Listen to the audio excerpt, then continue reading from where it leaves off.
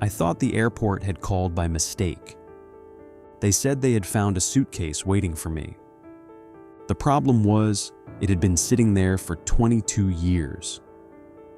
My name is Daniel Reed. I am 41 years old, and until that morning, I had never been inside the records office of Lakeview Regional Airport. One suitcase sat alone on a gray table.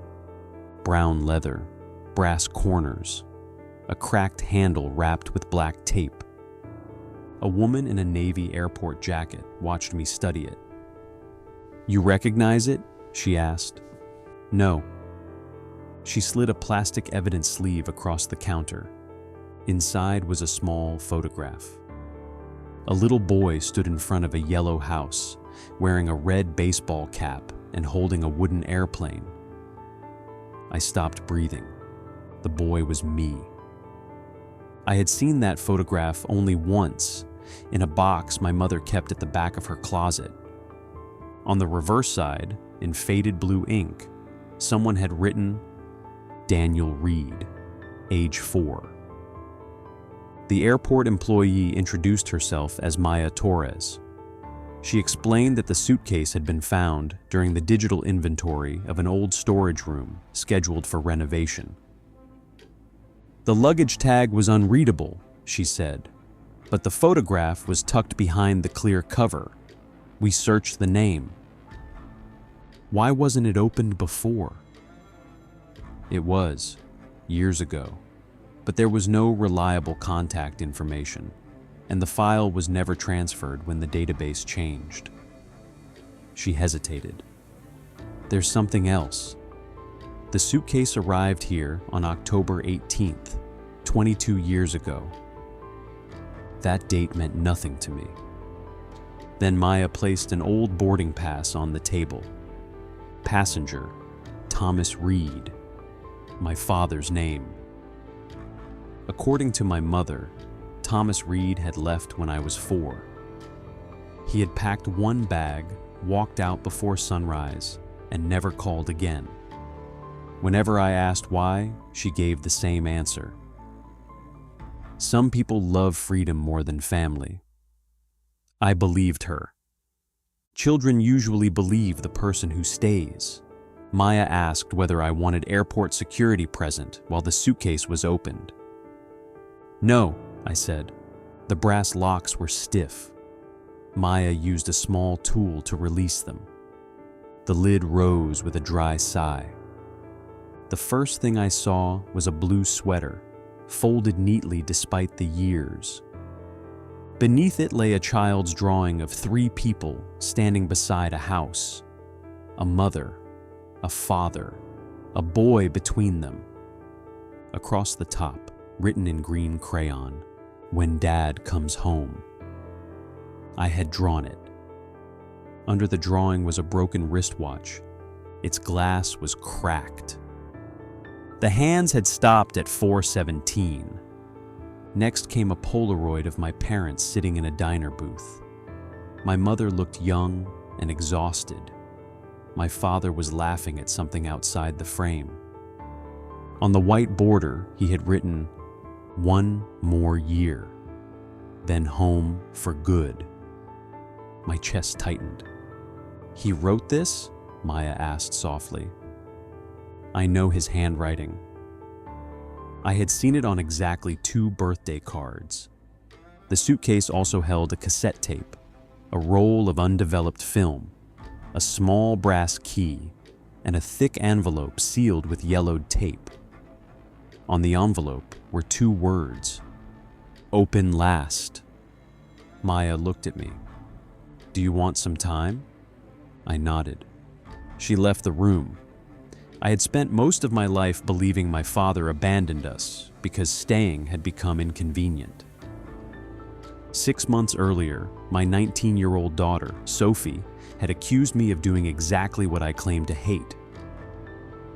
"You disappear while you're still standing in the room," she had said. We had barely spoken since. I picked up the cassette.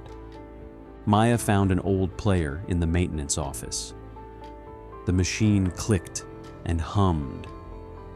Then a man's voice emerged beneath the static. Testing. Daniel, if your mother plays this while I'm gone, tell her I said she worries too much. He laughed. My flight leaves tomorrow afternoon. I know you think 22 days is forever, buddy, but when I come back, I'm not leaving again. The tape skipped. Then his voice returned. I found a teaching job in Milwaukee, not perfect, but close enough to come home every night. I stared at the spinning wheels inside the player. My father had not been leaving us. He had been coming back. The recording continued. I bought you the wooden plane you wanted. Your mother says you'll lose one of the wings before Christmas. I say you'll become a pilot and prove her wrong. The tape ended with a click. I turned over the boarding pass again. Flight 614, Lakeview to Chicago, October 18th. Did the flight leave? I asked. Maya typed into the old terminal records. No, the terminal was evacuated that afternoon. Electrical fire in the baggage area. Several departures were canceled. What happened to the passengers? Most were rebooked. Was he? She searched longer. There's no record. The brass key had a stamped number, 38. Beneath the number were 3 letters. GCT. Maya recognized them. Grand Central Terminal, she said. New York. That made no sense. My father had supposedly been working in Cleveland. The undeveloped film carried a processing date from the week before the canceled flight. Maya gave me the number of a photo lab that still handled old rolls. I took the suitcase home. I did not call first. When she opened the door and saw the suitcase, one hand tightened around the frame. Where did you get that? The question came too fast. You recognize it. She looked past me toward the street. Bring it inside. In the kitchen, she refused to sit. I placed the photograph, drawing, watch, and boarding pass on the table. Her face changed with each object. Not surprise, recognition. You told me he left us, I said. He did. He recorded this the day before he was coming home. Her eyes moved to the cassette player. You listened? Yes. She finally sat down. He called that morning, she said. He said his contract was finished. He said he had a job near us. He said everything would be different. Then why did you tell me he chose not to return? Because he never did. That isn't an answer. It was the only answer I had. He loved you, she said, but love did not make him reliable. Did you know his flight was canceled? No. Did you try to find him? I called the company. They said he had quit. I called every number I had. Then his line was disconnected. And that was enough? Her eyes hardened. No, it was not enough. But I had a 4-year-old asking when his father was coming home, and every day without an answer became another answer. I pushed the broken watch toward her. Why did you recognize the suitcase? She touched the taped handle. I bought it for him when we were married. Then she noticed the brass key. For the first time that morning, she looked afraid. Your father had one just like that. To what? She did not answer. I placed the key in my palm. GCT, locker 38. Her voice dropped. He told me never to go there. Why? Because whatever was inside would destroy the only version of him I could survive. I stared at her. What does that mean? She looked at the sealed envelope marked, "Open last." "I don't know." Then she told me something she had hidden for 22 years. 3 days after my father failed to come home, a man called the house. He asked for Thomas. When my mother said he was missing, the man went silent. Before hanging up, he said one sentence: "If the suitcase ever returns, don't let Daniel open the last envelope." I looked down at the envelope. The tape around its edges had never been broken. All my life, I had believed the mystery was why my father left. Now I understood that was only the first question. The real question was why someone had spent 22 years making sure I never learned where he had been going. The photo lab called the next afternoon. Only 11 images could be recovered from the old roll. Then came a photograph of Grand Central Terminal. In the next image, he stood beside locker 38. Beside him was another man. I recognized him immediately. My mother stared at the prints. "His name was Arthur Bell," she said. "How do you know him?"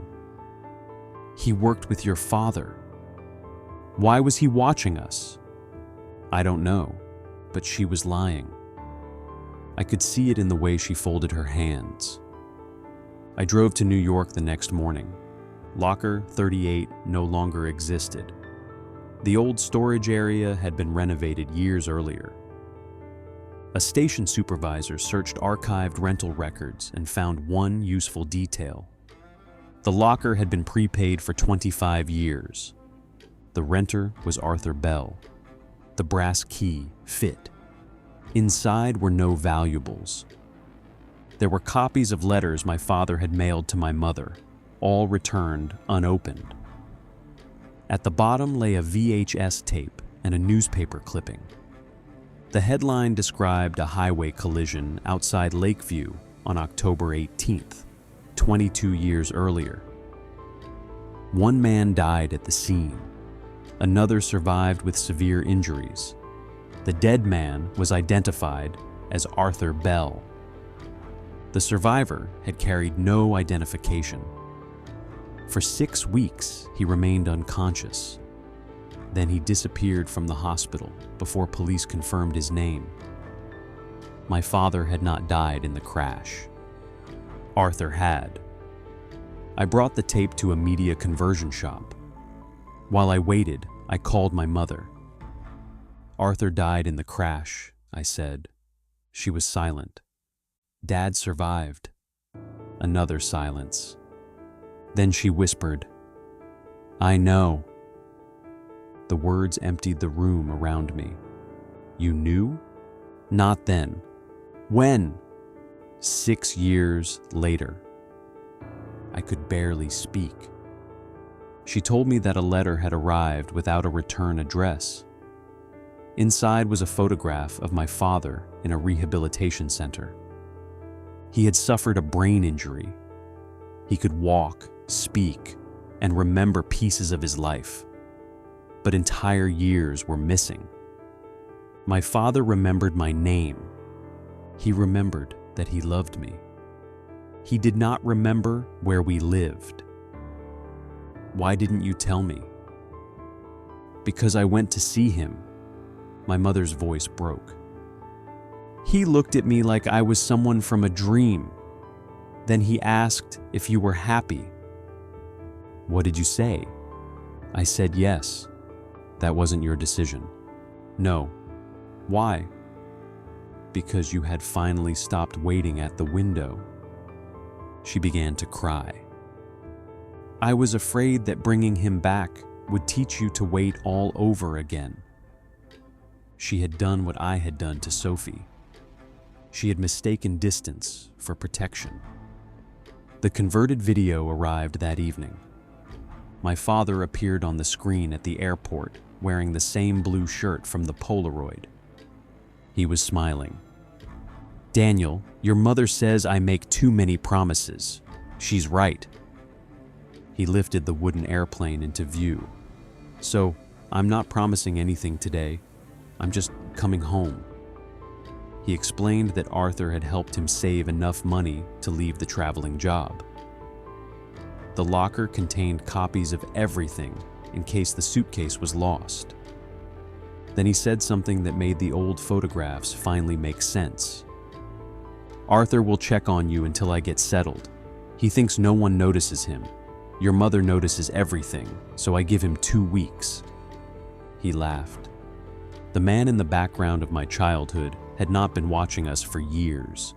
He had been there only during the weeks before the accident. My father leaned closer to the camera. "When you watch this, I'll probably be sitting beside you. Maybe you'll think this is embarrassing. Good. That means I made it." He looked off screen, then back.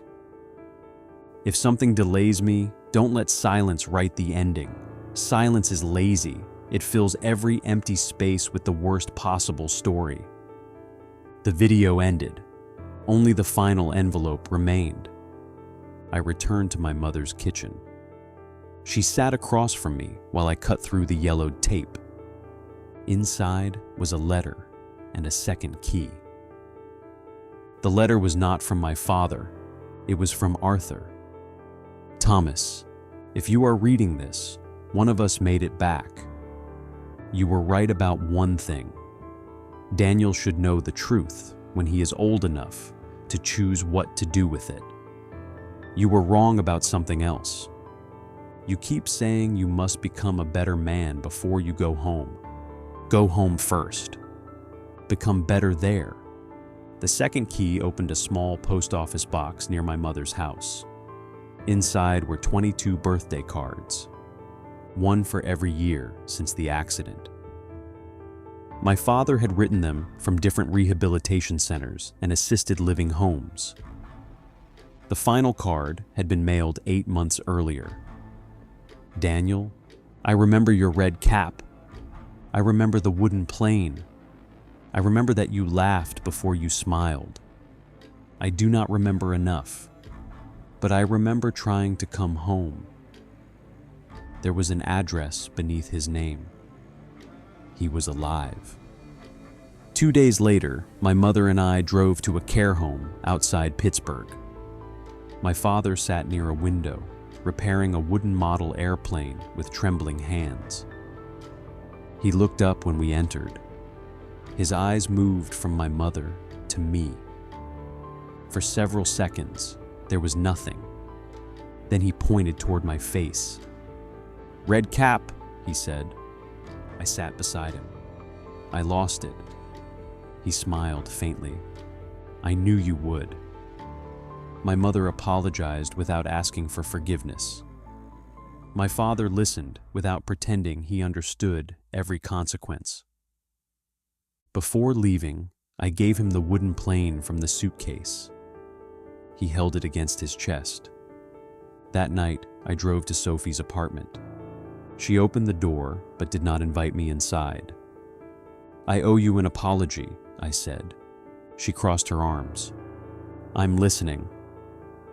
I kept waiting until I knew exactly what to say. "You usually do." My father waited until he thought he deserved to come home. My mother waited until telling the truth felt safe. They lost 22 years. Sophie's expression softened, but only slightly. "I don't want us to do that." "Neither do I. I'm still angry." "You should be." She looked at me for a long moment. Then she opened the door wider. We talked until morning. A month later, Sophie visited her grandfather with me. He did not remember her name. She sat beside him anyway and helped repair another wooden airplane. On the drive home, she asked whether I had forgiven my mother. "I'm trying to understand her before I decide what forgiveness means." She nodded. "That sounds annoyingly healthy." I laughed. For the first time in months, she did too. The old suitcase now sits in my classroom. My students sometimes ask why I keep something so worn and ordinary behind my desk. I tell them it belonged to a man who spent 22 years trying to finish one journey. Then I tell them the part that matters. Silence will always invent an ending, so speak before it does.